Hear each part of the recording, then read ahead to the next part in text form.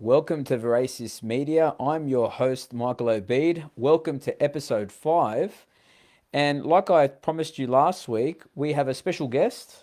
Welcome, Father Daniele Russo. It's good to be here. Good to be with you, Michael, and with all the audience at home.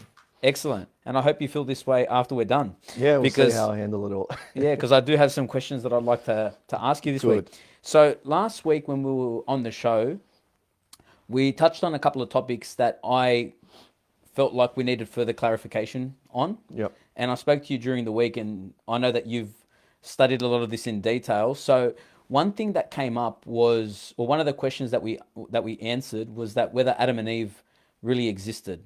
Mm-hmm. And along with that question on whether Adam and Eve existed, also there was another question that was asked that we tried to answer as well.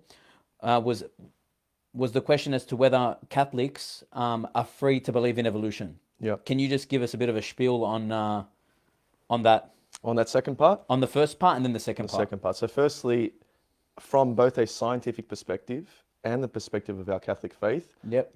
We uphold the existence of an original pair. Yep. All right, and we call them Adam and Eve in our Catholic tradition. Yep. So from a scientific perspective, the theory of monogenism, which asserts that at the origin of the species Homo sapiens, there were just two people, Yep. remains actually a scientific possibility. Okay. So it's not something that is set in stone. Its alternative, called polygenism, is not something set in stone either. The science is kind of, the jury's out on that question in the scientific world. Okay, so just so that we can, just so that our audience understand, and those people that weren't with us last week, can you just tell us the difference between? So we can believe in evolution. Okay. Yep. So you're going to speak about that. Mm-hmm. Maybe you can elaborate on what is monogenism, what's polygenism, Yep. for those who don't know, Yep. and what are we free to believe? Okay, so monogenism is the scientific theory that at the origin of the species Homo sapiens, because we are anatomically Homo sapiens, Yep. there were just two people, and everybody who exists on this planet, every human being that's ever existed, is descendant biologically from that original couple. So in other words, if we got all our ancestry DNA.com together, Yep. eventually we'd all point back to a single couple. Yep. And where that couple is, we believe somewhere in Africa, Yep. 200 to 300,000 years ago. 200 to 300,000 years Yeah, ago. so that's the Yep. kind of dating at the moment Yep. in terms of placing the oldest examples of Homo sapiens. Okay. That's kind of where we're at the moment. Yep. So that's the theory of monogenism. Yep.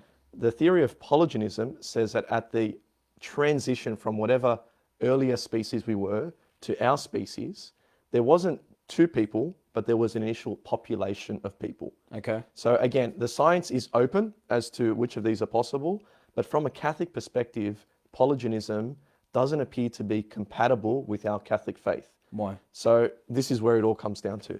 Yep. Mainly because of the dogma of original sin. Yep. So original sin is a belief that all of humanity was in a fallen spiritual state. Yep. That on account of what Adam and Eve did in the Garden of Eden, Yep. on account of what our first parents did in their relationship with God, that first sin, Yep. they stuffed up everything for us spiritually. So God had this wonderful plan. We're on the road. We're heading towards heaven. We're meant to be born onto this earth. We live a life. We follow the will of God, and then we transition into heaven in a beautiful way. Yep. They stuffed that up, and therefore we now have death. We have suffering. It's difficult to arrive at the truth with our intellect. And we also have this thing called concupiscence, where if it's bad, for some reason we want to do it. Yep. And if it's good, for some reason we struggle to do it. Okay. Now, we were fallen, and therefore we needed a redeemer. Yep. So original sin is kind of the other side of the coin of redemption. Yep. So our Catholic faith, if we're going to believe that Jesus Christ actually came to earth to save us from sin, then we need to say, well, where did that sin come from? It came from Adam and Eve. Yep. So that's why Catholics must affirm an historical first couple Yep. called Adam and Eve to uphold that teaching on original sin and to protect the more important teaching that Jesus redeemed us from that sin. Okay. Now, when it comes to when we spoke about last week about Pope Pius XII's document Humani Generis, which speaks about the idea that Catholics are free to believe that we came about through an evolutionary process. Yes. How can we reconcile that with Scripture? Okay. In your opinion, yes. So good. So in terms of the teaching on original sin, so what we believe is proposed by Scripture as Catholics, we don't need to insist that the human bodies were created spontaneously by God as is presented according to a face value reading of the Genesis story. Yep. So, depending on which of the two early accounts of Genesis you read, Yep. Adam's formed from the clay of the earth and God breathes into his nostrils, giving him the Spirit. Yep. So Pope Pius XII is saying that, look, as Catholics, we have things that we need to believe, Yep. but spontaneous generation, that Adam was actually formed according to a specific creative action of God, Yep. in his body as well, is not something that we need to insist on. Yep. So there can be, God loves to use instruments when enacting his will in the world. Yep. So when he communicates with us, what does he use? Angels, prophets, he sent his son. Yep. He doesn't always do things directly himself. So we're saying that when it came to creating human beings, Yep. there's nothing to prevent God from making use of something in the laws of nature. Evolution and the evolutionary process being one of them. However, Yep. and this is where Pius XII is very clear, that can only account for part of who we are.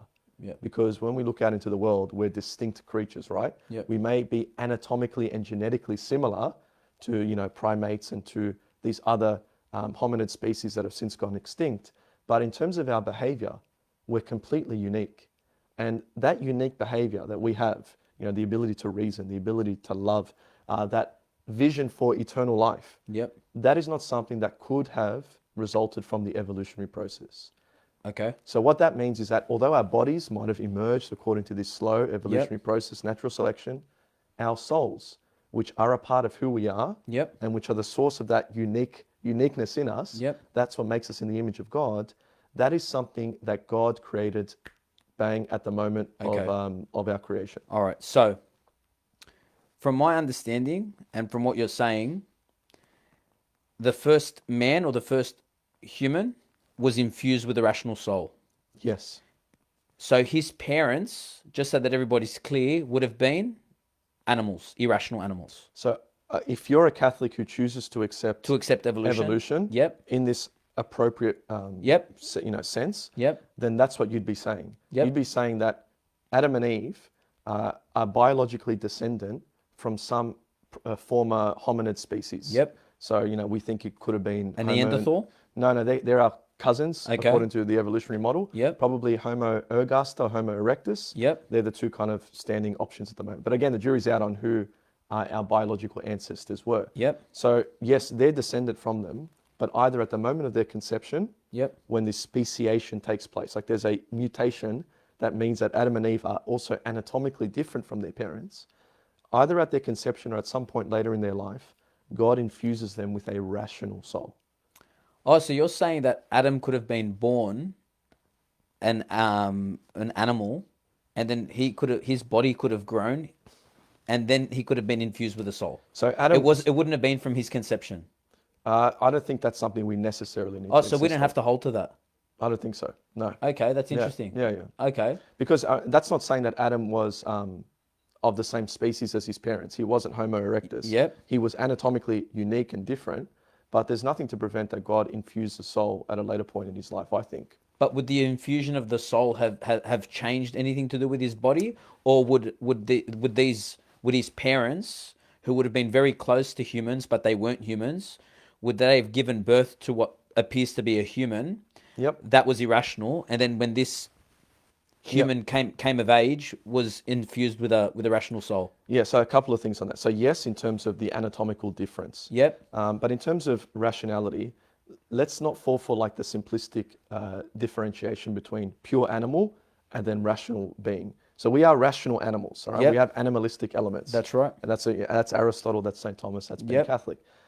But in terms of like being an animal, there are a whole bunch of different species that have existed on this planet that were far more intelligent than anything that presently exists today outside of humans. Yep. So these have since gone extinct. Okay. So even if Adam was infused with a rational soul later that made him capable of authentic love, of having that divine trajectory, and of rational behavior, reasoning, he still would have been far more sophisticated than anything else that we have on this planet. Yep. So there's evidence in the archaeological record that Neanderthals, Homo heidelbergensis, were doing things like domesticating fire, building tools and weapons. Yep. So using mode to tool use, which is kind of creating spearheads and arrows and things like that, and butchering meat. So they're irrational. Yep. But they can still do these things. Because these animals, effectively, though far more intelligent than a dolphin or a chimpanzee, Yep. weren't doing the kinds of things that we were doing from the time that we emerge on the archaeological record. Yep. So what weren't they doing? There's no evidence that Neanderthals, for example, could speak with a sophisticated vocal repertoire.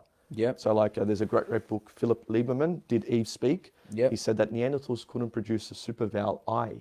So they wouldn't have been able to communicate the way we do. There is no concrete evidence of burial cult in Neanderthal culture.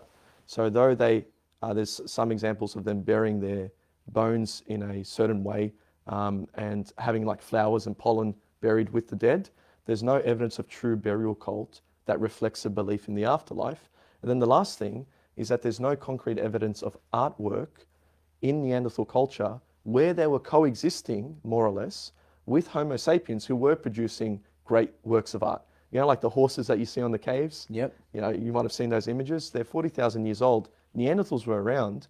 The closest thing that was recently discovered were handprints, Okay. which, you know, an animal can do. It's like they might have made use of the same pigments that the modern humans had and just kind of put their hand on the wall. Now, when it comes to the evidence that points to tool making, Yes. points to burials and things like that, is the evidence strong for the existence of these irrational subhuman primates that were very closely related to us? Is there a lot of evidence for that? The evidence for their existence? For their existence? We have their bones. We have their bones. Yeah. And so like the first case of the discovery, this is kind of why evolution really took off. yep. There's a few things. One, Darwin proposes his theory, but then two, within the same century. So it was 1863, he came back from the Beagle Yep. with this new theory of natural selection and evolution. But then in the 1890s, in the Neander Valley in Germany, that's when they discovered the first example of Neanderthal remains. Okay. And then in I think it's 1911, 1908, they discovered the first example of Homo heidelbergensis. And then within the next century, we've discovered dozens of other examples Yep. of, you call them subhuman primates. I mean, our biological ancestors or cousins Yep. in the archaeological record that we didn't have before. Yep. So this was all kind of coinciding with Darwin's theory emerging on the scientific scene. And I've asked you this question before, but just so that everybody knows as well, I asked you the question once when we were speaking at my place. How do you know that these Neanderthals, for example, weren't just humans? Weren't just humans. How do you know that they weren't? Great. How do you know that they weren't human? That they didn't have? Is it something about their anatomy Yeah. So first of other all, than the ability to speak. Yeah. Well, even that was a reconstruction of a trachea, which was a kind of pretty conjectural, a Yep. scientific endeavor, because we have their bones. We don't have like their flesh. Okay. So that was something that was quite difficult to do. Yep. But in terms of how do we know that they're not just humans that, like somebody with a certain deformity or something like Yep. that. There is debate amongst paleoanthropologists and biologists Yep. as to how to lump together these different species. So there's a great author, J.H. Rutherford, Yep. who talks about lumpers and splitters. And he gives the example, like Ian Tattersall is a splitter who's trying to say that, no, these anatomical differences suffice to say that these people are different species. Whereas there are lumpers that they want to kind of say Neanderthals and humans, they're basically the same thing. Okay. So there's different definitions of species. One is that you can successfully interbreed and produce fertile offspring. And so how do If we they have, are the same species. if they are. Yeah. And how do we have evidence of that? Well, there are hybrid species in the archaeological record, and then there's genetic data as well that's important. But on the anatomical realm, most people say, well, you define a species based on anatomical traits. So what distinguishes us from Neanderthals, for example? It's the size of the rib cage. Yep. So these are things that are different in Neanderthals that fall outside of the range of modern humans. Okay. So any example of Homo sapien that we know of wouldn't have a rib cage this broad. Yep. Their bone density was Thicker? thicker. Their cranial capacity in some cases is larger, up to 1,700 cc's. Yep. Cubic centimeters. Yep. And then in terms of differentiating Homo sapiens from other of these species, the entrance point of the spine into the cranium, the size of the the brow, your dentition, as we move away from like chomping to chewing. So these changes are concrete and they're consistent within a species and they're different amongst species. Yet, I'm not trying to say it's 100% clear cut, there is debate. Yep. And then the big kind of piece of evidence is something that's emerged in the last 50 years. It's the genetic revolution. They have different DNA and substantially different DNA. They do? Yeah, they have their, like, the Neanderthal genome has been sequenced. There was the... Which means? It means like we've mapped it. We've mapped the entire Neanderthal genome. So we can know what one looks like. We know their genetic data. Okay. And we know how it's different from Homo sapien genetic data. Okay. Yeah. Here's a question that I was just thinking of now as you were saying that. When we speak about evolution, why is it that the Neanderthals would have had a stronger bone density than humans? Why wouldn't God, for example, have chosen to infuse the soul within a Neanderthal so that the first human would have had the same anatomical structure as a Neanderthal, but he would have kept a lot of his strength, bone density? You know what I mean? Because it seems as though there's a bit of a regression there. It's like the body has gotten weaker. Sure. But is that because of the intelligence? I mean, we're weaker than an ape. Yeah. But everything's a payoff. Yeah. So, in terms of our caloric consumption, where is your energy going and things like that? We demand a lot of energy in order to support our cognitive abilities as well. Okay. So in terms of in God's providence, why did he choose to do what he did? Yep. Nobody knows. I mean, we can't answer that. Could God have infused a human soul into a chimpanzee or something? I mean, I don't know. No, but I'm kind of more asking. I'm asking my question, basing it in terms of like, is it because as you see this evolutionary process of this being becoming more intelligent, there's less of a reliance on the anatomical structure to be as strong as it is, because it's weighted towards tools. Exactly. Yeah. From an evolutionary perspective. What is giving us the advantage in our environment? Yeah. And what we're saying is that, our cognitive ability is giving us such an advantage that our certain physical, we were reliant on certain physical traits previously. Yep. And when I say we're not we. These are our ancestors. So this is a different species altogether. Okay. Yep. So now, for those people who are watching who are probably a bit scandalized by all of this, and they're of the opinion that in order for us to be orthodox, faithful believers, we're supposed to read the Genesis account literally. Yep. Can you just explain what it means to read the Genesis account literally? Yep. St. Augustine speaks about the literal interpretation of Genesis. Yep. What are the limits within how we're supposed to read the Genesis account, or even the Bible? Because I remember you told me that, like, when we were speaking earlier about doctrine and how we should never ever read doctrine into Scripture. It's the church that gives us doctrine. Yep, exactly. So a few things on that. One, we should read Genesis literally. Yep. That is, we should read it and any book of the Bible according to its literary genre. Yep. So when we're following the literary genre, we need to say, well, what is this book trying to do? Yep. Is this an example of poetry? Yep. Is this book an example of, is this like a lamentation? Is this a historical book? Or in the case of Genesis, is it what we might consider a combination of myth and history? So in order to be faithful to what Genesis is trying to say, we need to discern what its literary genre actually is. So the way the church has received the Genesis text is to say that Genesis is not trying to be a scientific account of the way the universe came into existence. Yep. Because that's a kind of more of a reflection of our modern understanding of history and our modern understanding of truth. We think it can't be true unless it is literally true. Yep. Now, I'd say to the kids at the high school when I visit, if you were to read, Harry Potter and then say, all right, I'm going to go to King's Cross Station, look for platform 9 3/4.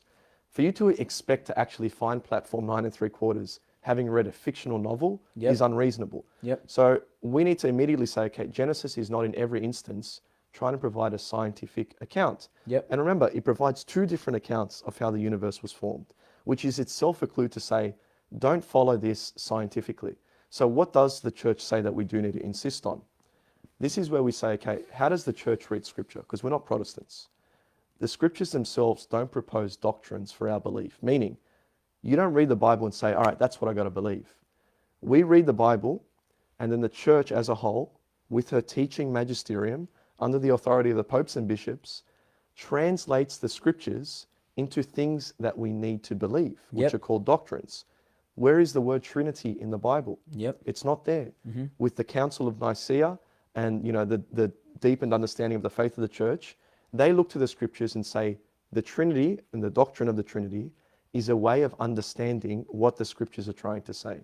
So in terms of saying what do we need to believe based on Genesis, we look to the church's teachings on creation, that God brought all things into being from nothing. That is suggested by Genesis. That all things are good and evil is a result of human sin. That is suggested by Genesis. And that sin, apart from being committed by Adam and Eve, remains in all the progeny of Adam and Eve, in you and me, and that is in need of redemption. That is proposed by the Genesis account also. Okay, so when I go on YouTube and I do a search of evolution versus creationism, okay, this is more of a am I slipping into Protestant arguments or debates? Is it because there tends to be a within Protestant circles, they tend to hold to a more of a fundamental reading of the Genesis account, whereby they would see evolution as an attack on the literal truth of Genesis, or on the truths proposed by. I would argue that a lot of our impression that evolution and religion are opposed actually comes out of 19th century American Protestantism. 19th century American Protestantism, when there was this debate about what should be taught, in schools and things like that. Is it fundamentalism? Is it? Well, again, even that, like within Protestant circles, you will have varying hermeneutics, which are like varying ways of reading the scriptures. So one church might say, we need to read this according to a strictly scientific way, understanding, like a literalistic way. Some churches will say, no, it's acceptable to understand that there's a mixture of history and kind of symbolic language being used here. And many contemporary Protestants do acknowledge the compatibility intrinsically of evolution and the truth of the scriptures. And in fact, they sacrifice too much from a Catholic perspective in terms of the faith. What do you mean? So, for example, there are Protestants who would say that we don't need to insist that Adam and Eve were actual historical figures. So they sacrifice too much from the religious perspective in order to kind of pander to what their impressions of the scientific teachings are. So it depends on who you're talking to. Now, I was speaking to an ex-student just the other day, and he is of the opinion that Adam would have been, that idea of a caveman? Very unintelligent. There would have been mating and tribal warfare, and his intelligence would have slowly have developed. There would have been like an evolutionary process within his intellect. What's your opinion on that? Okay, so first of all, you'd need to ask, is he suggesting that Adam is actually an example of Homo sapien? If he is Homo sapien, then Homo sapien is in a human being.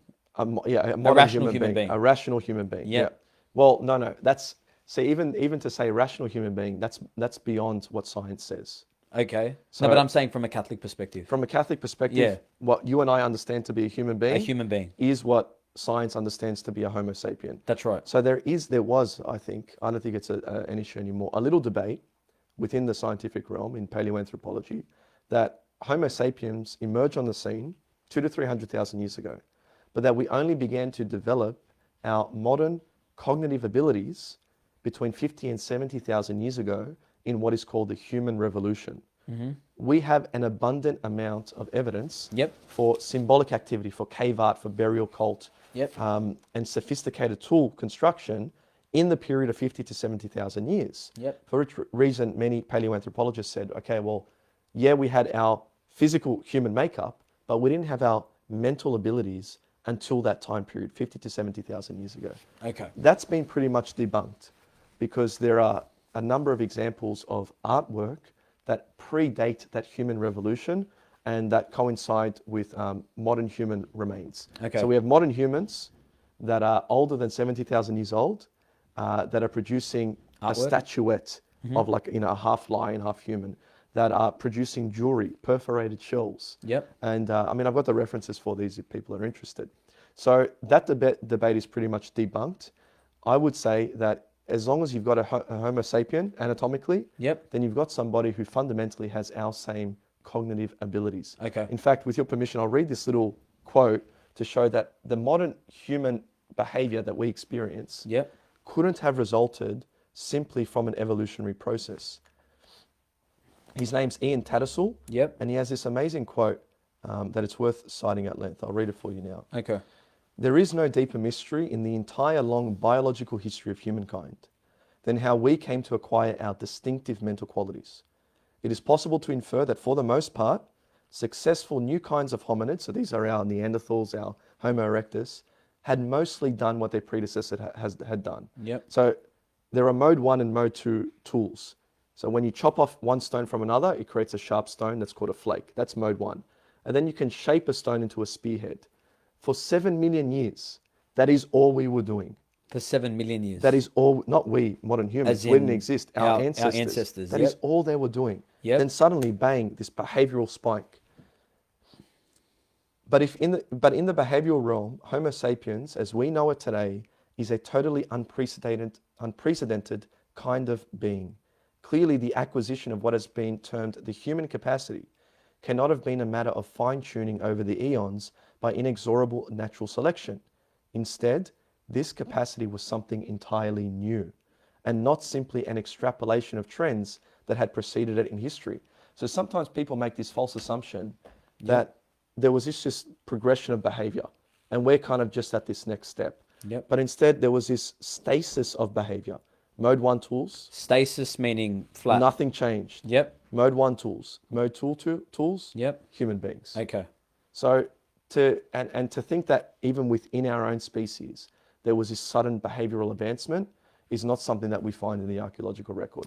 And that that corroborates with what Pope Pius XII said in Humani Generis about the fact that the soul was infused at a specific point in time. So this is what the argument we want to make as Catholics. Yep. That our modern human cognitive behavior, the things that we do, the love, the reason and all that, the language, the artwork, is not something that can, let alone has, that even can possibly result from natural selection alone. Mm-hmm. This is rational behavior. It's a different kind of behavior. It's not just the more sophisticated version of natural behavior. Yep. So Pope Pius XII and we as Catholics need to insist that the cause of that behavior is actually not just our brains. Yep. It's not some organ in our body, but it's our soul. Yep. You know, our organ is only the means by which our soul can express its intellectual capacity. Okay. So it's our soul that causes that unique human kind of behavior. So even if you let evolution go for another billion years, you're never going to produce human kinds of behavior. Okay.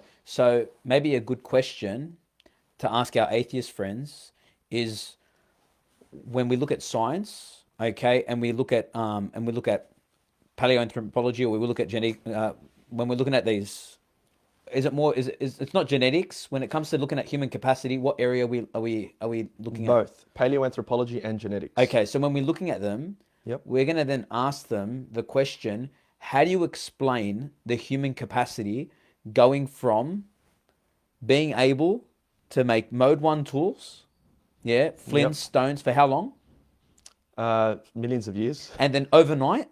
Well, it seems so. It almost seems as Is that what the evidence points to? That overnight we possess this human capacity that allows us to do what? That allows us to do what paleoanthropologists call symbolic activity, which includes burial cults. Burial cults? So that represents belief in some sort of transcendent realm after death, or at least the idea that even after death, you should show love to that person. Yep. Human language, sophisticated human language. And evidence for that is found where? That's the reconstruction of the trachea The with trachea? the Neanderthals, who are our closest cousin. Yep. So they're the most sophisticated of these alternative hominid species. Okay. And then we have artwork. And artwork. Yeah. So artwork is I see computer. Yep. I imagine computer, I reproduce computer. Okay. That's not something that an animal can do, because that goes from, philosophically, we say particular, this computer, to computer, universal, to draw it again in a particular form. Well, I'm just trying to find this this quote. All right, keep going, and because there's been in a book published only last year by an Harvard geneticist in ancient human genetics. Theist or I don't actually know his atheist? background, but he certainly doesn't write from a theistic perspective. Okay. But he was he pointed to the study of his name's Savant Parbo, who tried to find a genetic explanation for our modern human Human capacity. capacities. And listen to what the conclusion was. Yep. So he was searching for the genetic switch. What happened evolutionary on a genetic level that suddenly made us able to speak, to produce art, and to reason?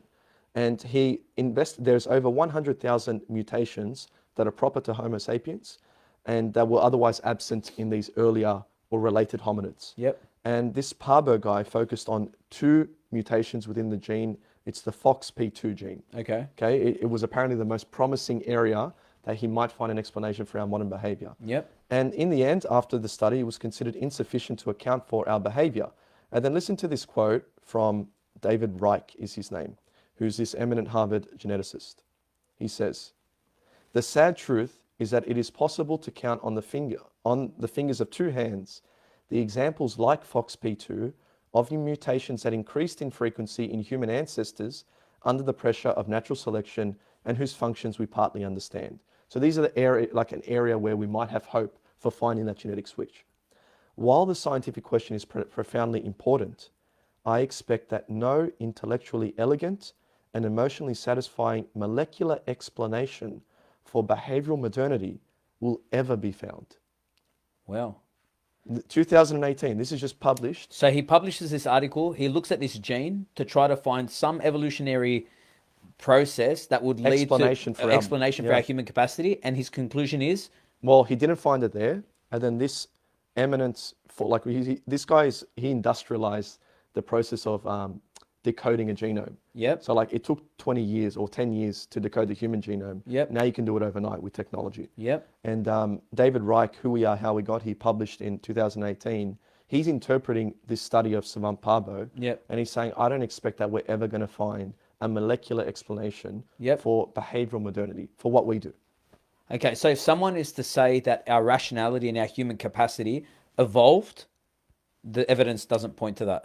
It did evolve, but it didn't evolve to produce that unique kind of behavior. That unique kind of, experience. yeah, but yeah. So from the evidence, when you're speaking about things like belief in an afterlife, Yep. um, Sophisticated language. sophisticated language, Yep. as well as artwork, which shows reflection, That shows reflection and shows rationality. rationality as well. And you will not see that in Neanderthals and subhuman primates. I've given you the best, the closest pieces of evidence that we had that they might have possessed rationality is a handprint, and is actually there's a third thing. A handprint is those tendentious examples of burial cult, like there's flower there, flower pollen.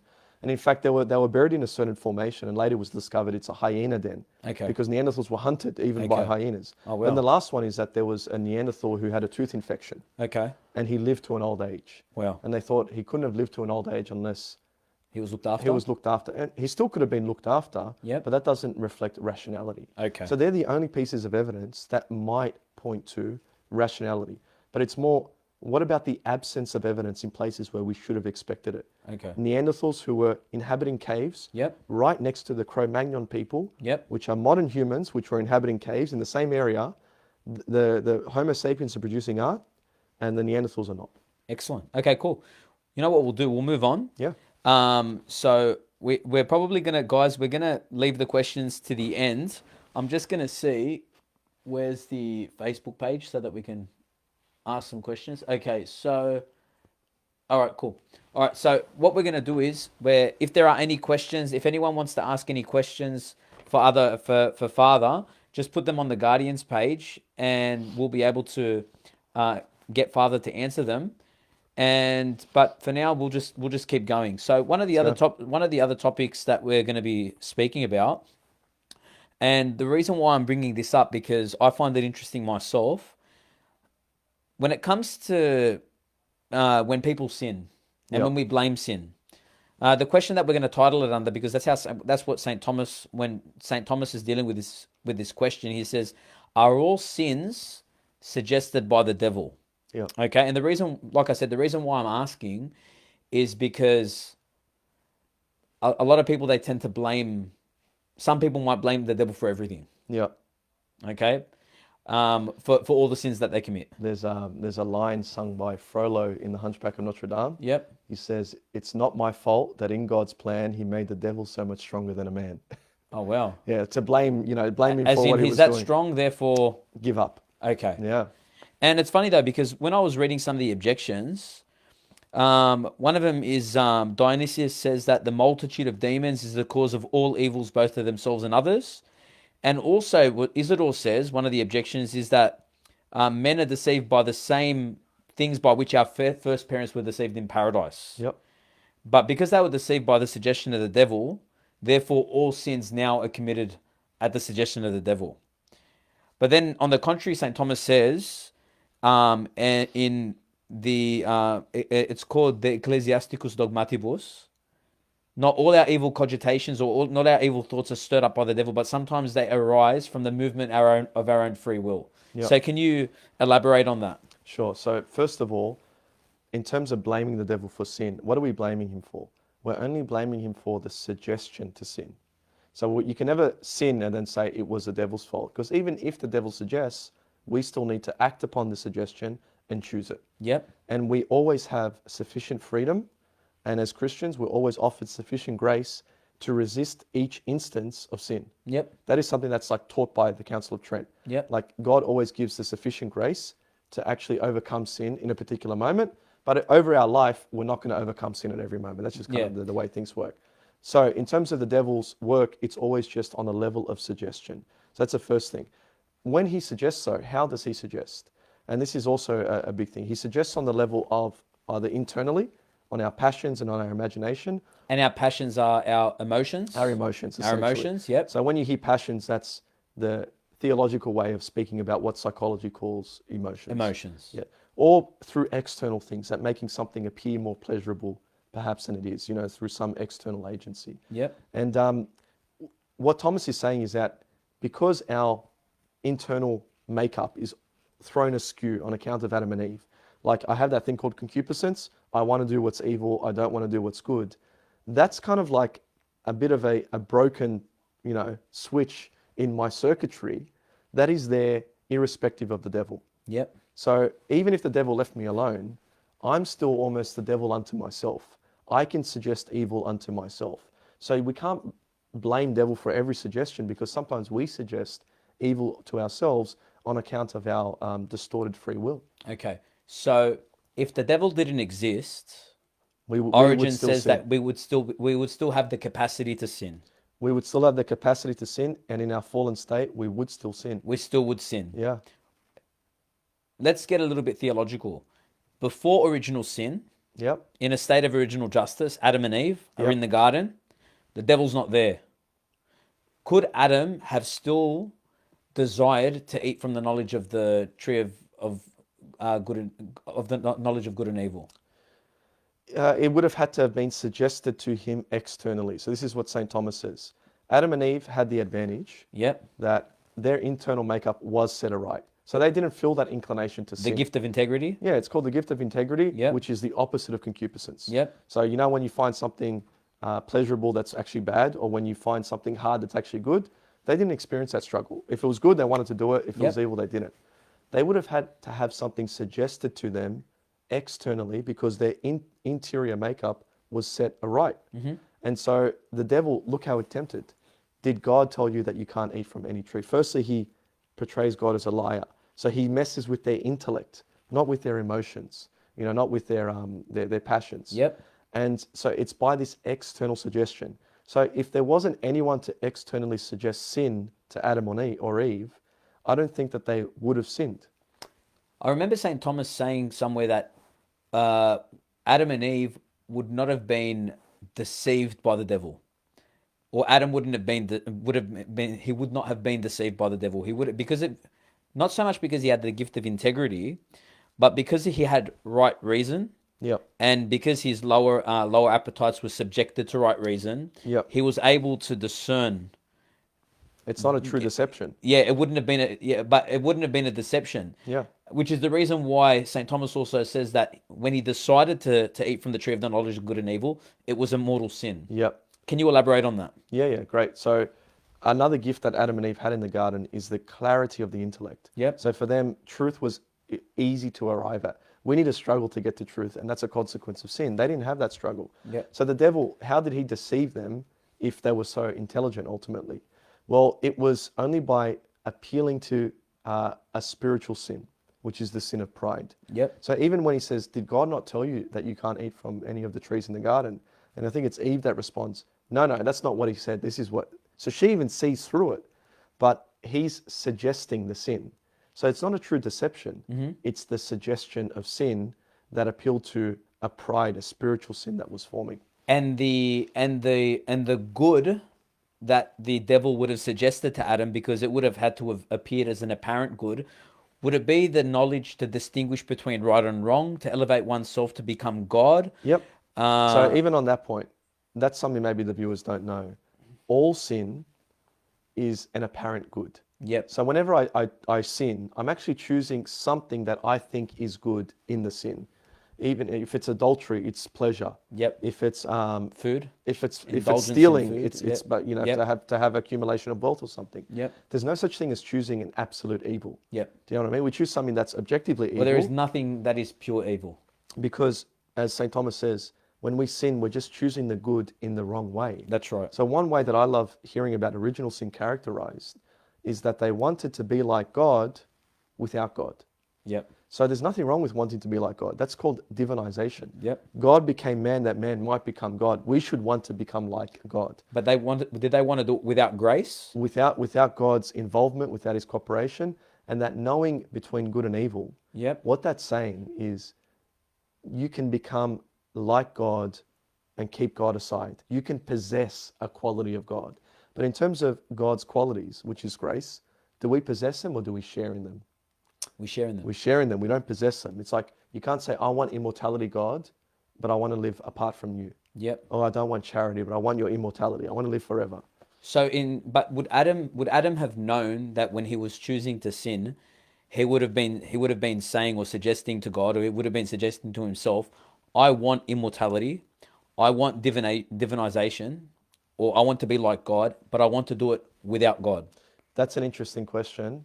So first of all, a lot of what we're talking about now is speculative theology, Yep. but from a great authority like St. Thomas Aquinas. Yep. I don't know if he has a position on that, except that since Adam and Eve's sin was so severe, it wasn't just a mortal sin, which is a grave sin done with full knowledge Yep. and full consent. It was even more serious. Mm-hmm.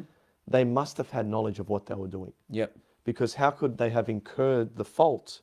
You know, you can't suffer for an action that you don't know, about which you don't know what you're doing. So it wouldn't have been ignorance. There couldn't have been ignorance.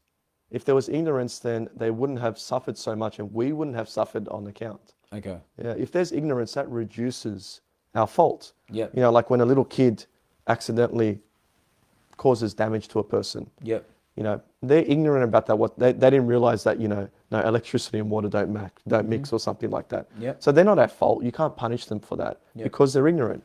Adam and Eve were punished. Therefore, they mustn't have been ignorant. Okay. And when we on the same question with regards to all sins being suggested by the devil, today, let's put aside Adam and Eve. Let's look at the person who's living Yeah. in today's day and age that's battling with temptations or looking at temptations within themselves. What does the devil have the ability to do? How can the devil induce a person to sin? Because Yep. from what I've read about what St. Thomas says, Yep. he says that the devil is not able to he's not able to see our thoughts. Yep. He Only can't God see our can do thoughts, okay? But also that the devil, he can't create thoughts within us. Yep. He can't see them and he can't create them, but he kind of knows what arouses our emotions. And he speaks about when it comes especially to like sexual sins, for example, because he can see what we think in and through our effects, in and through their effects. So maybe he sees the body like getting stirred up to either anger or to lust or to some sort of a frenzy, and he plays on that. Yep. What's your take on that? If you want to add anything to that. So in terms of temptation, the devil needs fodder. He needs something to work with. Yep. And this is a very important point for how we're meant to battle him. So the devil can make use of our past thoughts of things that we've done and kind of stir up these memories again. Or he can kind of exaggerate, something, some external stimulus, so a bad TV show or something, Yep. to make sure it has an effect. But what is that saying? The devil can't create from nothing. He doesn't just stir up a thought from nothing. He needs something to work with. Yep. So when he tempts us, It's often because we or society around us have given the devil a tool with which to tempt us. Okay. So that's what we do often. Like, when I counsel people who struggle with whatever, Addictions sins or anything, sexual sins. Yep. and you just say like, all right, you're struggling, but are you giving the devil tools with which to battle against you? Okay. If you know that this is an area which, you tend to fall in, or where the temptation feels overwhelming, maybe avoid that area, that space altogether. Stop watching that Netflix TV series. Okay. Stop using the computer at that time of the night or whatever. Okay. So there are little kind of tricks that we can do to just say, all right, why should I give the devil ammunition? Okay. So the devil needs ammunition, and so often we give it. And if it's not us, it's society around us, the immodesty that's around. I mean, we've picked the example of sexual sins, but it applies to anything. Yep. So when it comes to temptations, the devil does tempt, but he can only use what we've been guilty of falling to in the Yep. past in order to be able to arouse those emotions within us. So like, for example, when if he knows, like, he can dispose a person, for example, who's been angry in the past or who's disposed to anger, he can dispose them to anger so that when they're put into a situation in which they're going to get into an argument with their spouse or their Yeah, children, to make it a bit worse. and Yeah. to make it easier. But yes, it's true. But all he can do is tempt. He won't, yeah. Remember, you're always free. Yep. All he can do is tempt. So although we want to help our viewers and help each other understand how the devil works, we got to be careful to exaggerate his power. Yep. We can't give him free publicity. Yep. We can't pretend he's more than what he is. Yep. All he can do is tempt. Mm-hmm. Tempting means that he can't cross the threshold which forces our will to make a choice. Yeah. So even though he can act on the intellect, okay, or he can present imaginations to the intellect, he can never ever impede our will. No. Okay. That's a matter of Catholic faith. Okay. So at the end of the day, the only time is in demonic possession, where he substitutes our will altogether. But even that's him, not us. He substitutes our will? Yeah. Okay. Where the person, anyway, that's a topic for another day. Yeah, no, person because from loses what I their read free about will. because from what I read about what St. Thomas says, he says that he can act upon the senses, on the external senses. He can act upon the body, Yep. which is in the case of possession, but the person still maintains the liberty of his will. Yeah, but it's just it's not enacted. So Okay. We're used as a puppet. Yeah. And the devil kind of steps in. Because I've even heard of people, like, for example, retaining their will and remaining in a state of grace while being possessed by the devil. Absolutely. So but anything that a person possessed does, Yep. in that state of actual possession, They're not culpable for. no, because it's not imputable to them. Yep. They're kind of hidden away, or they don't have the control over the body. But in order for a person to get to that state, he would have to have given the devil ammunition to be able to get him there. Well, yeah, I'm not sure. That's a whole thing. I'm not talking about possessions. I'm just talking about sin in general. Yes, absolutely. Okay, cool. Yep. All right, awesome. Now, and that's good that you touched upon Netflix and that, because we are going to get into that later on, and I'm kind of building to that. The next question that we're going to be dealing with is whether ignorance excuses sin or diminishes it. Yep. So what role does ignorance play? Or can you just define to everybody, can you tell our viewers, or me as well, what is ignorance? What are what types of ignorance are there, and how do they play within the moral life of an individual? Sure. So basically, ignorance is what it means in a secular usage. It's when you don't know something. Yep. So I can be ignorant right now of, I don't know, your mobile phone number off the top of I'm ignorant. I don't know it.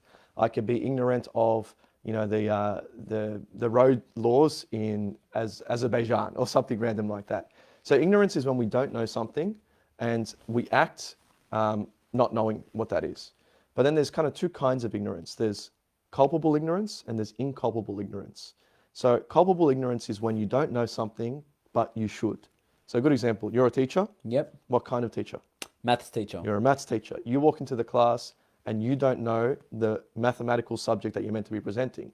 That is culpable ignorance, because you don't know, but you should know. Yep. But if a kid asks you some random question About geography. of geography, Yep. you don't know, but inculpably so. You don't need to know. You have no obligation to know. Same, if you ask me a theological question, Yep. to a certain extent, I should be able to answer it. Yep. If you ask me something about nuclear physics, I'm inculpably ignorant about it. So when it comes to the moral life, we can not know what we're meant to do, but that doesn't necessarily excuse us. So God might look upon it and say, all right, you didn't know that that's what you should have done. But should you have known? Yep. Did you have the tools available to you in your life to ask the teacher the question, to listen to the priest when he was preaching in the sermon, to do your own reading, to be attentive to your own conscience? Yep. And if you did, you're still at fault. It's not the same fault, it's a reduced or diminished culpability, but you still have fault even though you didn't know because you should have. Okay. So when we speak about ignorance, can you give me an example of a situation in which a person might be excused from sin in an otherwise objectively sinful situation? So we're going to look at something. Let's look at something interesting here. Yep. So, like, let's say, for example, we all know about the sin of adultery, for example, the sin of fornication. Adultery or fornication? Okay, let's go with adultery first. Okay.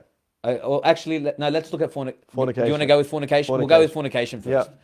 So, for example, Sex outside of marriage. how would you define fornication? Sex outside of marriage? Yeah, sexual acts outside of marriage. Okay. Can someone be inculpably ignorant with regards to fornication? Yes. They can. So, yes. Okay. So, if somebody is not a Christian with access to the Christian message, Christ's teaching on our sexuality, they can't be expected to necessarily know that sexuality is reserved for the context of matrimony. Yep. Or some sort of marital bond. That's because that's not a part of the natural law. Yep. So the natural law is that law inscribed on our hearts that St. Paul talks about. Do good, avoid evil. Do good, avoid evil, and more. 10 Commandments. Yep. Anything that God gives, even outside of particular Christian revelation, that because you're a Homo sapien, you should know that. It's written on your conscience. That's your conscience. Fornication doesn't fall under that. However, if it was something like adultery, where it's like, all right, you've entered into a marriage bond. You're not a Christian, and but you've entered into this marriage bond, you've agreed. If you commit adultery, you can't pretend not to know, because that's something that is kind of inscribed in you, that I've entered into this covenant. Yep. Or even more specifically than adultery, something like murder. Like we talk about, like the Aztecs, killing innocent human beings in sacrifice to their God. There's no way that they wouldn't have experienced some sort of repugnance at that act. You don't think so? No. Because when I was at it was like an exhibition on the Aztecs in Melbourne. Yep. This was years ago, back when I recently was married. I think I had maybe one kid at the time. I think I had Cecilia. And when we were looking up the stories about the Aztecs and about the child sacrifices, the evidence or the information that we were told presented the victims or the people that were offering themselves up for sacrifice as doing it willingly, because they were doing it for the good of their tribe, or they were doing it for the good of appeasing the gods, and for the good of producing of allowing the gods to be appeased so they could have fertile crops. What's your opinion on that? This is a historical, so someone can Google this. I thought that they were sacrificing war criminals and prisoners. No. Sometimes, from what I heard and from what I read, some people within the community were born and raised and bred in order to offer themselves up as sacrifices. All right. So even that's a bit of a tangent. Yeah. The point, I suppose, is if you conceive of a person as innocent. Yeah. So I suppose it's debatable in that case. Is this person innocent, or they're destined to the gods? Or what about even the person sacrificing? That's what I'm talking about. The person sacrificing. If you think that they're innocent, the person being sacrificed, you would experience a repugnance according to your conscience, because your conscience says innocent people shouldn't be killed. Yep. That law, that rule, is not something that we need God's divine revelation for. So maybe even apart from that, maybe killing someone who you know to be innocent. Yep. That would always, you could never be inculpably ignorant of that. Okay. All right. And and then what would be an example of somebody who, so did we speak about we spoke about inculpable ignorance? Yep. And now when it comes to culpable ignorance, let's say you have somebody who's baptized. Yep. They went to a Catholic school. Yep. Okay. They know that religion pertains to salvation, or the truths of religion. They're convicted of that basic fact at least. They know that. Okay, they know that. Yep. But then they put it off. Yep. And they go and they live a promiscuous lifestyle. They take drugs. They live a life of sin, and then they never bother to look into the truths of their faith. Yep. Would they be culpably ignorant? Yes, of course. They would be culpably ignorant. So if you just, in virtue of being baptized as a child, you still need to own it. But just say a person has said, like, I want to be a Catholic, and I know that this faith is important for my salvation, but I'm going to make no effort into inquiring into how I should live my life according to Christ's teachings. You've made the decision to be ignorant. Yep. And we can make a decision either as a positive act of the mind or by omission. Okay. I'm not making that act of I'm going to go and find out. That's an act of omission, and you know enough to know that you should search for more. Okay. So, I mean, a good example was with this whole like sexual abuse crisis. Yep. Is people, leaders pleading ignorance when like I heard a rumor about this, plus I saw something that was suspicious, but I never investigated. But hang on, you're bound to investigate in such a serious matter. So you can't plead ignorance, especially when you have a responsibility in the situation.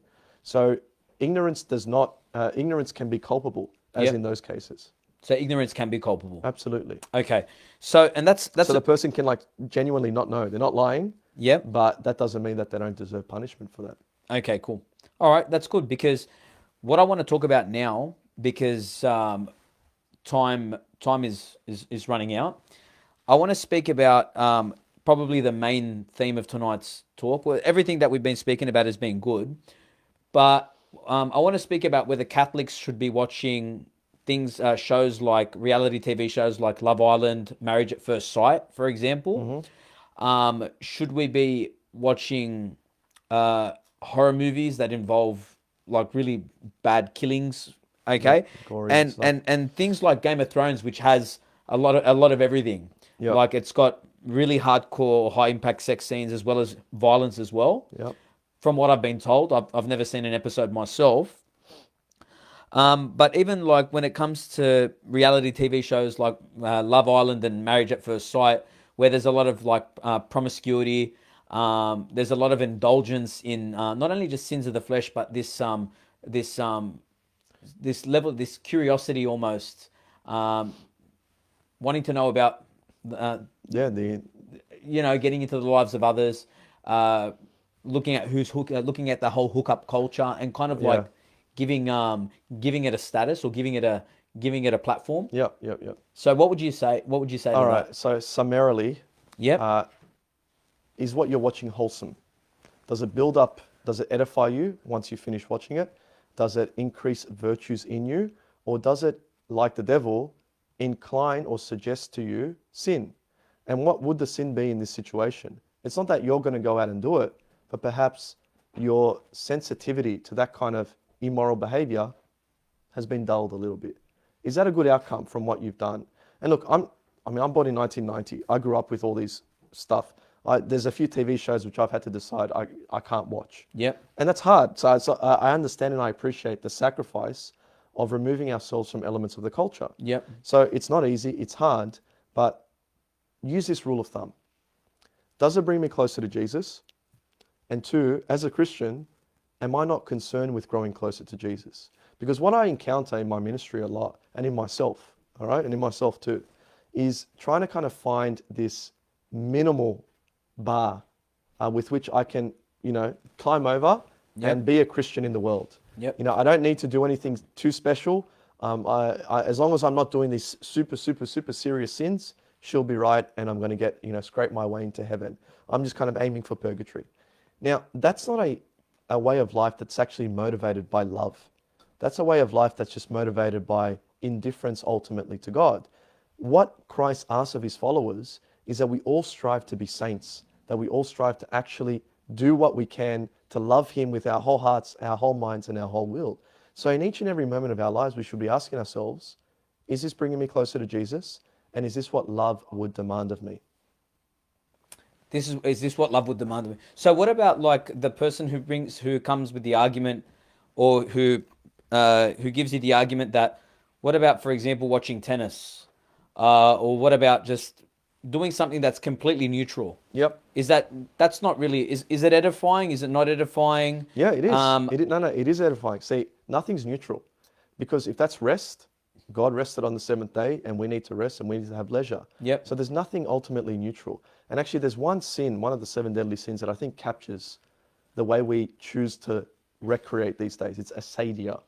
It's when we kind of enter into this vegetative state, and we veg out. That's what we actually say. Yep. And we can just binge for hours on end. What we're looking at is not intellectually engaging. Yep. It's not edifying. It doesn't build us up. And it's almost the experience of a sad spiritual laziness. Okay. And tell me you've never experienced that. I mean, I've lost an afternoon to YouTube before. Yep. And you don't have that sense of, this is building me up. This is edifying. And this sin of acedia, this demon of acedia, has just been something that has become culturally normative and has been commercialized in so many of these high consumption platforms. Okay. I'm not bagging out like Facebook Live, what we're doing now. That's great. Yep. But they can be misused so easily. Yep. And that would be my little criteria. It's like, yeah, you deserve to be edified. You deserve to recreate. You deserve to rest. Yep. But make sure you're actually doing that, because there's a huge amount of literature that's coming out scientifically, psychologically, that shows how these platforms actually increase our stress and anxiety. They don't contribute to our rest and recreation. And that's often the pretext that we hide behind. And sorry, when you mean these platforms are not contributing to our rest and relaxation, which platforms are you talking about? Binging on your, on YouTube and Facebook and those online video streaming things. Okay. Your streaming networks and stuff like that. Yep. When it's at like high consumption enjoyment of them, Yep. it's actually not true enjoyment. Yep. And then so that's apart from like the immoral stuff. Even we can enjoy something good excessively. It's like a form of visual gluttony. So you can have gluttony when it comes to food. Yep. This food was great, but I ate too much of it. Yep. So too much of a good thing has now become an evil thing. Mm-hmm. And that can happen even if I'm watching Seinfeld or something, which, more or less is fine. Or if I'm watching, a fishing show or tennis or something like that. Yeah, there's nothing wrong with that. But overdoing it is excessive. Yep. And that actually becomes a sin of excess. And it goes against the virtue of temperance. Goes against where we the try virtue to of moderate temperance. between extremes. We moderate the enjoyment of goods. That's right. Okay, so let's be very specific though. Okay, Yep. because the audience would probably want to know. And guys, I'm going to get to all your questions. I know there's a lot of questions up there, so I'm gonna get to them. But let's say, for example, Game of Thrones. Yep. Okay, Game of Thrones has got high impact sex scenes and a lot of violence, and it's as though the producers they promote these two avenues in order to attract an audience. Yep. But you almost know that there's going to be a high impact sex scene, and there's going to be a lot of violence and gore almost in Like every per episode. in every episode. Yeah. Okay. If can I be a good Catholic and still reason myself to be able to watch it if I know that there are going to be these sex scenes? Can I be of the opinion, or can I say, you know what, I'm going to fast forward those sex scenes, or you know what, it doesn't really, I'm not really prone to those kinds of sins. I'm not affected by those sins. They're not really an occasion of sin to me. Yep. Would I be lying to myself? Or in your opinion, would I be lying to myself? Will these always be proximate occasions of sin? All right. So even that's an important category to unfold. The first example of fast forwarding or something, like there are some TV shows that have kind of clean edits, like for TV. And yeah, I think actually that could be acceptable to watch. Yep. When excessive violence or sex scenes are cut out, I think you can enjoy that legitimately.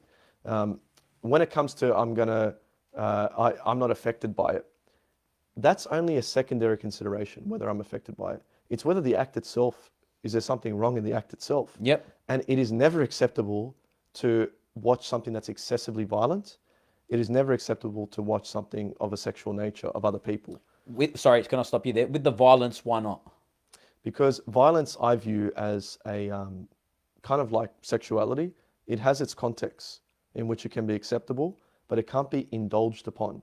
So you can't draw pleasure from watching something that's harmful. So a soldier who goes to war and fights for truth and freedom comes back, doesn't like the idea of people considering his trauma entertainment. Okay. So what he's experienced, heroic, what he did was good, but the experience of it is not something that should become fodder for the entertainment of the masses. Yep. That's actually traumatic for him. Yep. So if we can take that, and even like when it comes to watching things that are excessively violent. Would you say that violates the dignity of the human person? Yeah. And we can violate dignity of the human person in different ways. Yep. in sexuality, Yep. in violence, and I even think, I mean, this came up in that the Joker movie. I watched it, and I wish I didn't. Okay. It was, I feel like, psychological porn almost. Okay. It was an excessive portrayal of the evils associated with psychology and parceled out as a form of entertainment. So I left and I carried it, for days. Yep. Like an innocent child, could an innocent child watch it? Mm-hmm. And that you can't use that rule for everything. But a child or someone with purity of heart shouldn't be able to enjoy those Will it things. affect them? Even if it doesn't. Even Yes, if it it will. doesn't? Yes, it Yes, will. it will. But even if it doesn't, someone who's pure of heart doesn't seek out impure things. Okay. And full stop. Okay. Whether or not it affects you. All right. So when it comes to something like Game of Thrones or high impact movies that involve a lot of violence, the fact that the show is or the movie is kind of designed so that it's in its audience indulges Yep. in torture and pain and suffering and torment, it violates the dignity of the human person, and it's something that we should be, as Catholics, we should be We should abhor. we Yeah. should abhor. Yeah, absolutely. Yeah. Not only should we not watch it, we shouldn't want to watch it eventually. We shouldn't want to watch it. In heaven, will you watch Yeah. high impact, bloody violence and find it entertainment? Or will we find it entertaining to see people hurting each Yeah, other? not even would you watch it. Would Yeah. you find it entertaining? Would Okay. Christ find it entertaining? Now now distinguish that between something like UFC and boxing. Yeah, okay. Okay, where would you draw the line, and how would you draw the All line? right. So in terms of drawing the line, Yep. all right, that is not as easy as it sounds, and we've got to Okay. be careful not to descend into what we call casuistry. Yep. But where I draw the line personally is because a certain amount of violence is tolerated. I just got news that our soccer season's starting up. Yep. A certain amount of violence is involved in soccer in terms of there's physical contact, it's seriously competitive, and you can cause pain and risk pain to yourself and to others. Have you done it? What? Cause pain to anyone else on the field? I've never got into a fight, Okay. but I've caused pain to people. So yeah, you don't absolutely. you don't go studs up? No, not on Okay, purpose. you better not. Okay, because But yeah, like you can injure somebody, but like there's a tolerable kind of threshold of risk. Okay. Or something like boxing, I think. Yep. Because of the rules that are controlled, like excessive damage. But it's controlled. It's controlled and it's tempering that passion. Okay. So the passion is not, what's the word I'm looking for? Uninhibited. Okay. It's controlled. Mm-hmm. In terms of UFC, I think some fights are controlled. Sometimes there's a massive hatred between the opponents in the build-up versus respect. Yep. Even that, often, these industries now, they play off hatred. Mm-hmm. Whereas, they're meant to be about respect for the opponents. And there should be more of a respect for the sport itself and the art within the sport. Because like the aggression that's there is not evil. Yep. Masculine controlled aggression, for example, is a good thing. Can be a good and thing. it's super healthy for the male psyche, especially. Yep. But when it's uncontrolled or unfettered, that's when you know that there's something wrong. And for me, a little litmus test, Yep. do you carry it? Do you carry it with you later? Okay. You know what I mean? I mean, I've experienced that with like that Joker movie or some UFC fights that wasn't good. Like, in other words, do you carry it as in, like, does it affect you in a bad way? Or do you feel a like bad there's spiritual a bad way. spirit? Okay. And I'm not just talking guilt. I'm talking like my spiritual serenity has been thrown Or off my kilter. peace has been, My peace is gone. my peace is gone. Yep. Okay, now let's move on to something like those reality TV shows that play upon promiscuity, hookups, and get us involved in just the whole scandal and gossip and What would you say to that? All right. It's And with all the sexuality that's involved in it. I can give my position through a little anecdote. Yep. At one of my first parishes, I was given some couples to prepare for marriage. Yep. And I got one couple to prepare for marriage, and at the bottom of the email there was a little letterhead, producer of The Bachelor, or producer, and then there was an ad for The Bachelor. Yep. Like, oh no, I'm preparing someone for marriage who's involved in the production of The Bachelor. So we have our meeting. I kind of bring it up as a bit of a joke, and they go, What'd you say? How did you jab I them? don't remember How did you exactly. throw that little jab? I don't remember exactly how it was. And then they go, no, don't worry, it's not The Bachelor Oh, that I okay. produce. All right. It's Married at First Sight. Oh, even worse. Even worse. So I'm like, oh, great. But like the irony, Yeah. and that's the thing, like, is the irony lost on that person? Yeah. That you're choosing to enter into an exclusive, lifelong, faithful and fruitful bond with this person, and you're promoting this alternative as almost a parody of that reality of marriage. Yeah. And why are you doing it? If there was no drama, Mm-hmm. And if we only saw the bad consequences, the real consequences of these kinds of relationships, fake relationships that are just parodies of actual marriage, Yep. would people watch it? People are watching it for the drama. And that is uncontestable that they are designed in that way such that the viewers indulge on the drama and the crisis and the tears and the hatred of the contestants that are involved. So not only is there evil insofar as this is a mockery of marriage and it's tearing down a culture of stable relationships, but the person watching is indulging on people's suffering, people's sin, people's weakness. Remove those three things from the equation, you don't have a show. So that means that show is intrinsically corrupted. It can't be enjoyed in a legitimate way. Some shows, look, I'm not being a rigorist.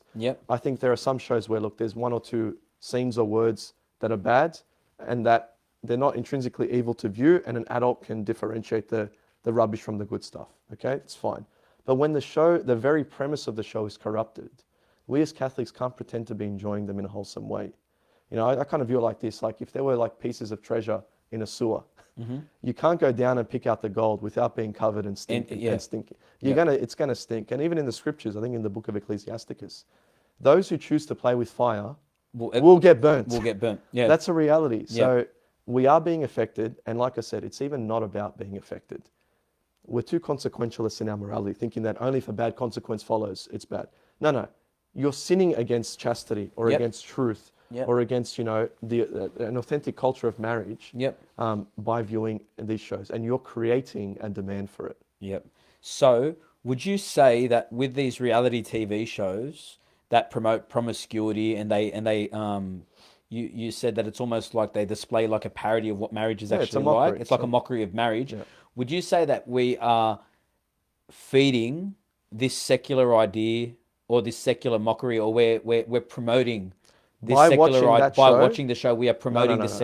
I'll say it stronger. By watching these shows, you're saying to your children, because you're building up a component of a corrupted culture, you're saying to your children by doing so that this is entertainment. And implicitly, you're saying that explicitly, and implicitly you're saying that what is being portrayed in here is acceptable. Is normal. And it's funny though, because from what I was reading about what St. Thomas was saying with regards to occasions of sin, he says that occasions of sin are external circumstances, a person, a place, or a thing, which tempts one to sin. And he speaks about, like, he gives the example of books, movies, books that they aim to depreciate virtue. So these shows, that's what they tend to do, don't they? They aim to because they don't show people who are living virtuous lives. No, and that's where we get the entertainment. And this is where we have to make the far more important corollary point. That this is not, the Christian life is not about avoiding evil. The Christian life is about pursuing good. So rather than say, you can't do this, you can't do this, you can't watch this, you can't view this. Substitute these poorer shows with more wholesome, edifying things. And I'm not saying that every movie you watch has to be a religious movie. I, for one, on a Friday night, do not put on a religious movie or saint. Maybe I'll do it every day for work or something. I can't hack it. I want to veg out, I want to be entertained on something that's just a bit more secular. A lot of those religious movies aren't like A-grade Hollywood actors. And even if they were, just by being some of them are a bit person, of a struggle to watch, in my opinion. Me too. You don't need to just like clog every moment of your day with explicit religious content. Warning, this might contain religious content. But view things that are morally neutral or edifying. I like watching like fishing shows and or hunting documentaries and things like that. It's got nothing to do with religion, but God has designed those things.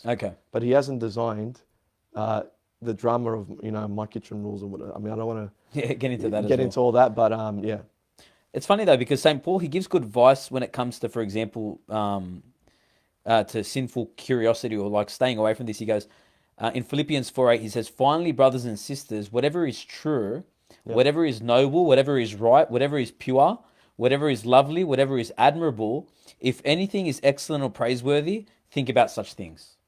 So that would probably relate to our recreational activities that we should be seeking. There's a little adage, nature abhors a vacuum.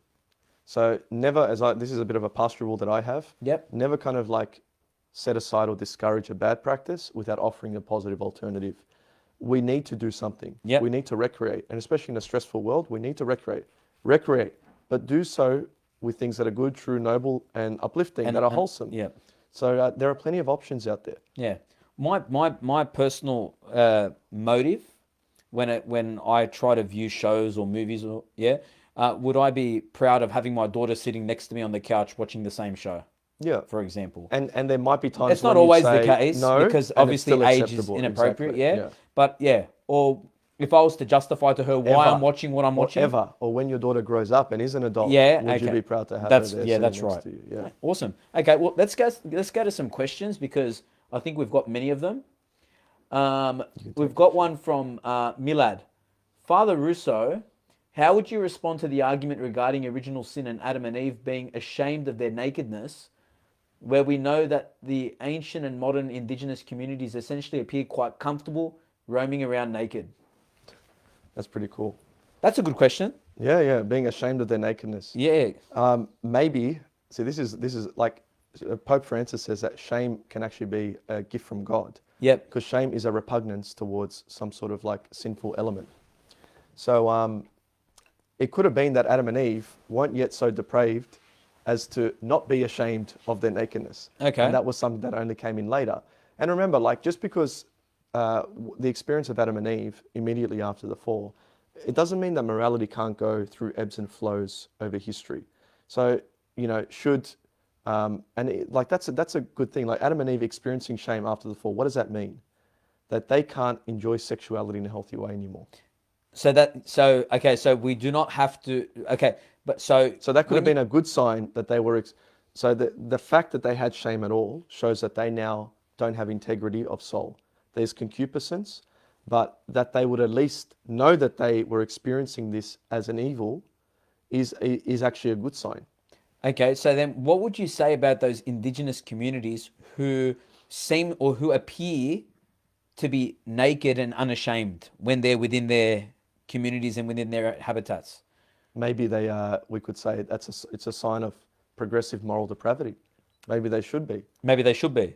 Yeah, I mean, and that's also an interesting thing. I mean, I also think like in many cultures, maybe it wouldn't be experienced as, I don't know, whether you can say a person wouldn't experience that as sexually tempting. Yep. Or something like that. I'm not sure. Do you think that like in the situation, because I think about it a lot as well, when I look at these communities, for example, do you think that they become desensitized?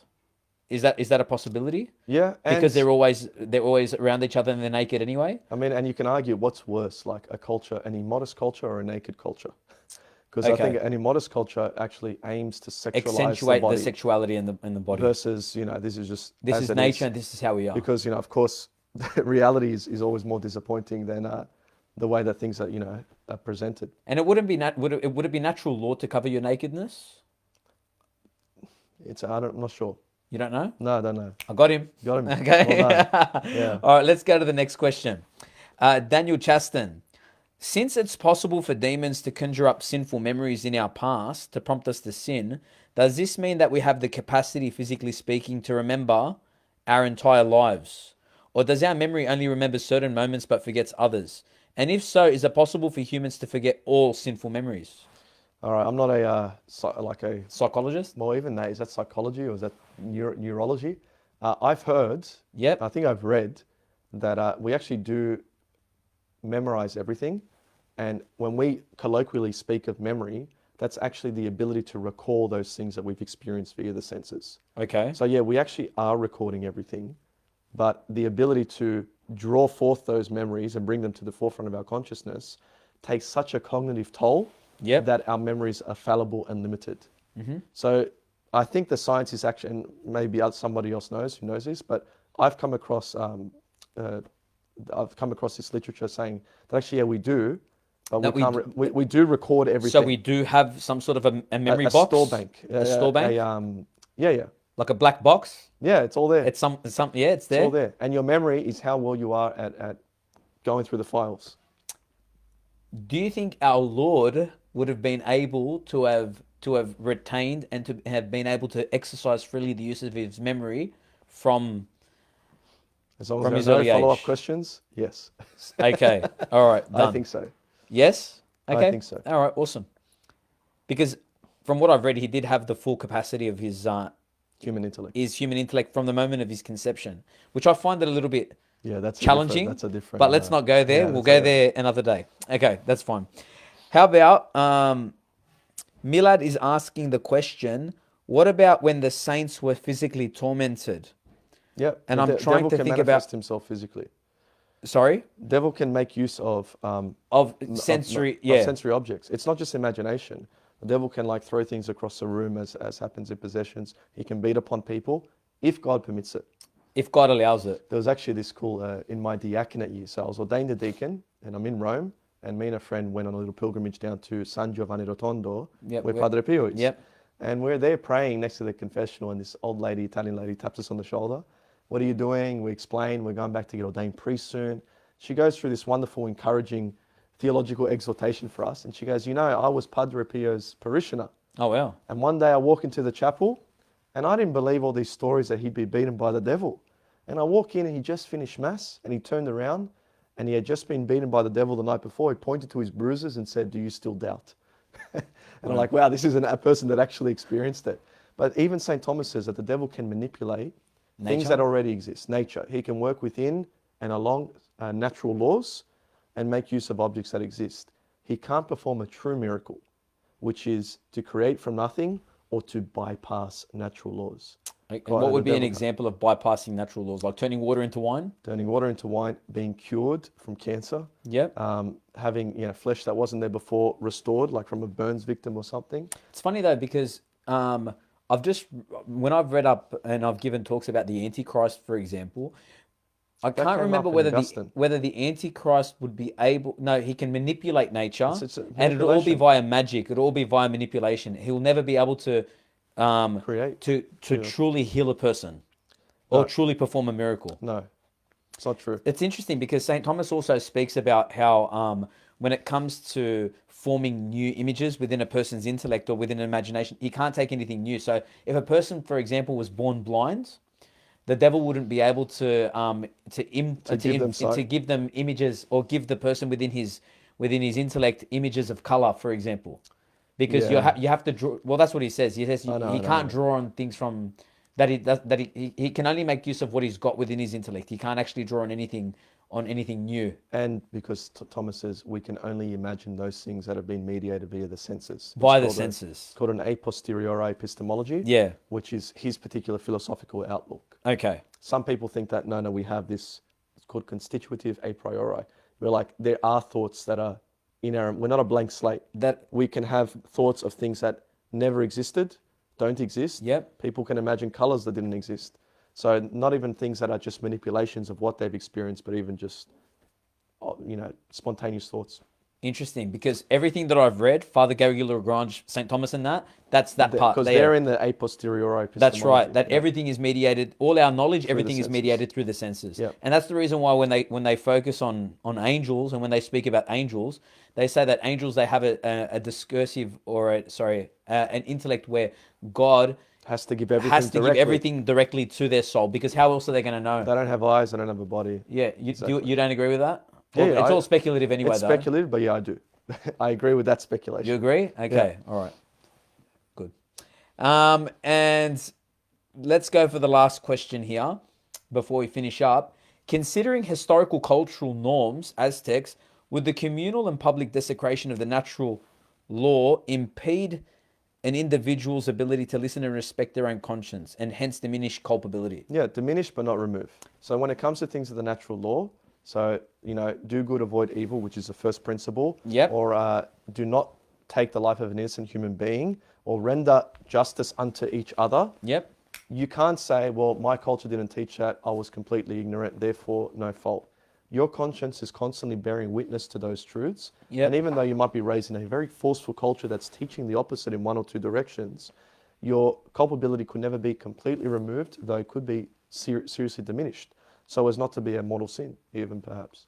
Interesting. Okay. So what I'd probably like to touch upon now before we finish up is maybe topics for some suggested questions for a future topic. because we would like definitely to put you under the limelight and kind of grill you on questions that maybe you probably wouldn't be asked, or we want to give you a bit of a platform, or give us a bit of a platform to speak about topics that priests probably don't normally talk about. Sure, So sure. for example, maybe things like topics such as contraception, the church's teachings on sexuality, what's happened since the sexual revolution. We'll probably get into that more next week. But you know what? I learned a lot. Thank you very much for Yeah, me coming on too. the show, Father. Thank you. I will get Father to give A a blessing. blessing. Okay, yeah, all right. So, And I'll get you some yeah, glasses. okay. So you don't like giving virtual blessings, so maybe give me a blessing. May Almighty God bless you and all those who are present and viewing, in the name of the Father, and of the Son, and of the Holy Spirit. Amen. Okay, thank you very much, guys. It was great having Father on the show. This is Veraces Media. Okay, I said Vera Media last week, and sorry to Shahidi for stealing his copyright. Hopefully, I don't get into any trouble for that. But there's going to be mass now on the St. Charbel's page. Tune in for another episode next week. It was great to have you on, Father. Thanks, Michael. Thank you, guys. Thanks for watching, and we'll see you next week. God bless. See ya.